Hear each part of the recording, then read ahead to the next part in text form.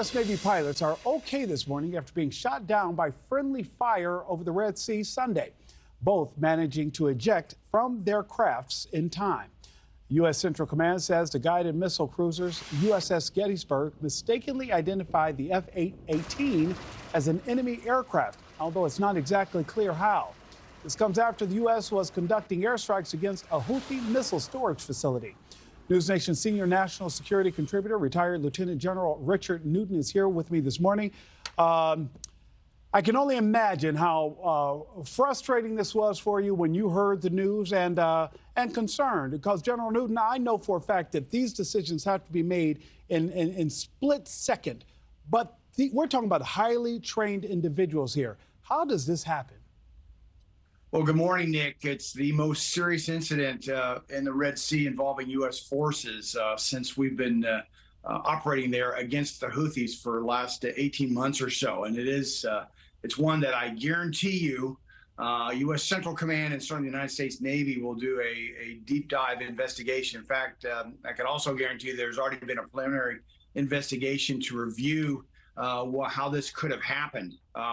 Also, I want American people to know this is a very complex warfighting operational area in a very tight space, both on the sea as well as in the air. But that is not an excuse, however, because the U.S. military has zero tolerance for friendly fire incidents. Nonetheless, they're going to be looking at a lot of procedures, such as how do you identify a friend or foe in terms of communications, in terms of, who's flying on their tasking order, who and when, and so forth, as well as perhaps reviewing the rules of engagement. But nonetheless, there is zero tolerance in the U.S. military, and they'll get to the bottom of it very quickly. General Newton, walk us through this, because I talked about how these decisions have to be made in split seconds, but this is also part of the training. Walk us through that timing and process. Very much part of the training. And there's a workup of the USS Truman. USS Truman, by the way, just arrived on scene in that Red Sea area through the Suez Canal just on the 15th of December. So they're a relatively new player in the operational warfighting there in the Red Sea. But nonetheless, there is exercise, there's training, there's a workup actually before the USS Truman even embarks to get into the Mediterranean and then into the Red Sea area. And it's not just the USS Truman, but it's the other warships. As you mentioned, Nick, it was the U.S. guided missile cruiser, the Gettysburg, that actually shot down this F-18.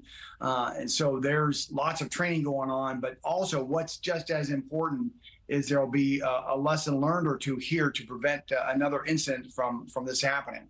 And like I said, we take this very seriously. Several years or so ago, I was on a court martial involving another friendly fire incident, not at all related to this as well. But again, this will make sure, because we need to make sure that we're not only trained and ready, but the fact that in a very complex warfighting environment, as I mentioned, not necessarily just for U.S. players, but for coalition partners as well, that we avoid these type of situations, because there's lots of obviously, freedom isn't free. We put our men and women in harm's way. And the last thing we want to do is to have a friendly fire incident like we saw here just a couple of days or so ago. General Newton, like you said, we can definitely expect a review of protocols, and there will be accountability. Lieutenant General Richard Newton, thank you so much, sir. Good morning, Nick. Good morning. Thanks for watching, everybody. Go to joinnn.com to find NewsNation on your television provider. Also, don't forget to click that red subscribe button below to get more of NewsNation's fact-driven, unbiased coverage.